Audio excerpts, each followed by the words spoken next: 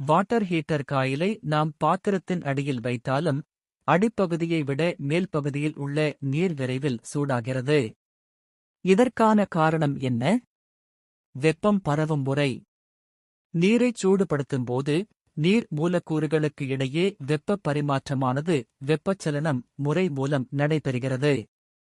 இந்தச் செயல்பாட்டில் ஹீட்டர் காயிலுக்கு மிக அருகில் இருக்கும் நீர் மூலக்கூறுகள் முதலில் வெப்பமடைகின்றன. இதனால் அவற்றின் அடர்த்தி குறைகிறது. குறைந்த அடர்த்தி கொண்ட நீர் எப்போதும் மேல் நோக்கி நகரும். அதே வேளையில் மேல் பகுதியில் உள்ள அதிக அடர்த்தி கொண்ட குளிர்ந்த நீர் கீழ் நோக்கி வரும். பொதுவாக அடர்த்தி குறைந்த திரவம் எப்போதும் அடர்த்தி அதிகமுள்ள திரவத்திற்கு மேலேயே இருக்கும். நீர் மூலக்கூறுகளின் இந்த தொடர்ச்சியான இயக்கம் காரணமாகவே காயில் அடியில் இருந்தாலும் மேல் பகுதியில் உள்ள நீர் விரைவில் சூடாகிறது.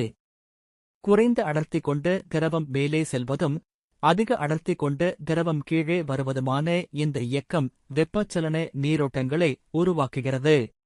இதுவே பாத்திரம் முழுவதும் வெப்பம் பரவுவதற்கு உதவுகிறது.